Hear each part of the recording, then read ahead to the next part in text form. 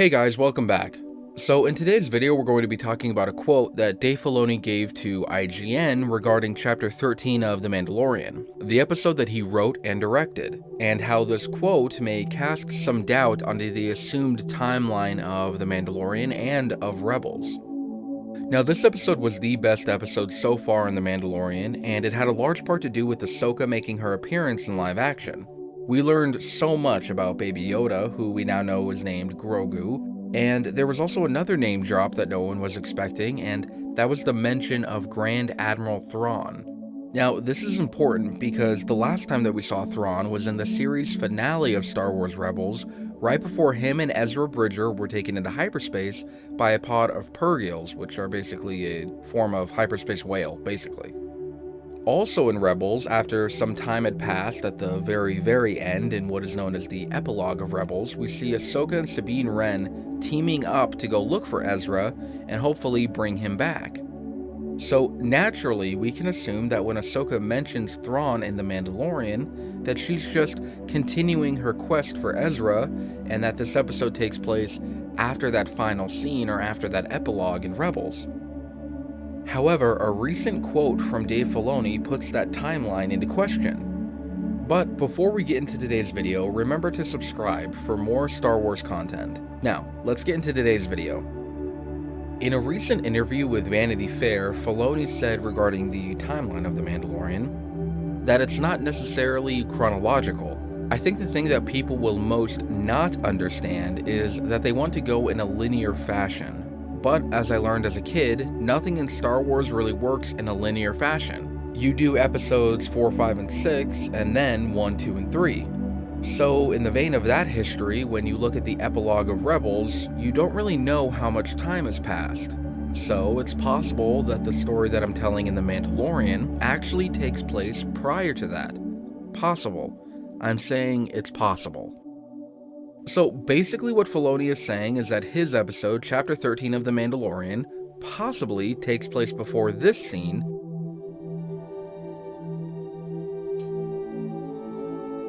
at the very end of Rebels.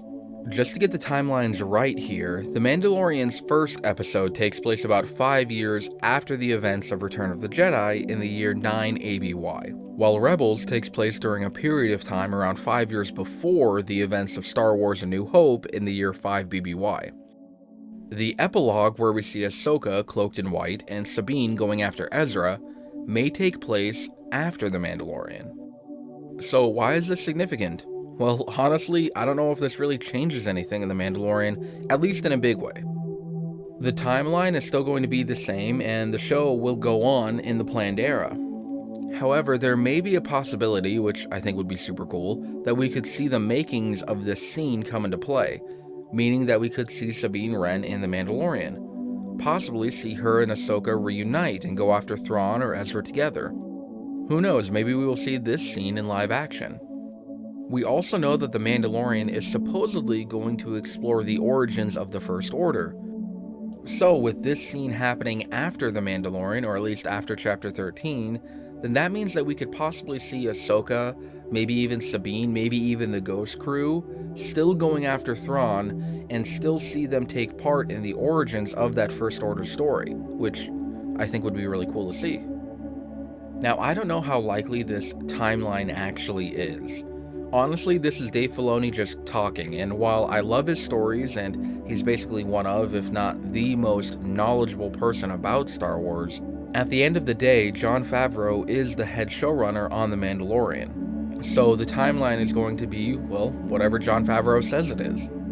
Now, I can totally see them putting their heads together and establishing this as a way to even further include more Star Wars details into The Mandalorian. I mean, this could allow us to see Sabine and maybe even the rest of the Ghost Crew, like I said, if the timeline is how Dave Filoni hinted at it being.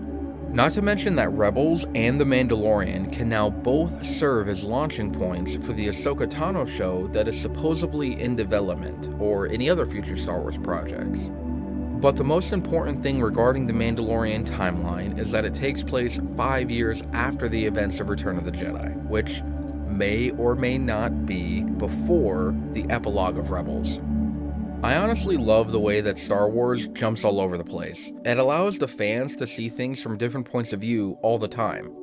Plus, it allows the people who make the shows, movies, books, comics, video games, and anything else Star Wars related to plug and play with different characters in different timelines. The only thing that I would be concerned about is for them to make sure that everything in canon does have a proper place, and make sure that the timeline is neat and doesn't fall into a paradoxical or multiverse dimension type thing. Not that I'm not a fan of a multiverse, I just feel like it gets too complicated once you bring that in. So as long as it doesn't mess up the timeline, which I don't see it doing, then I'm all for Dave Filoni saying that his Ahsoka episode in The Mandalorian possibly takes place before his epilogue in Rebels. Star Wars is a linear story, told from different perspectives across different eras. That's just one more thing that makes Star Wars great, and I love every minute of it. Anyway, that's it for today's video. Kind of short, but just thought that this little quote by Dave Filoni was interesting and needed to be explored.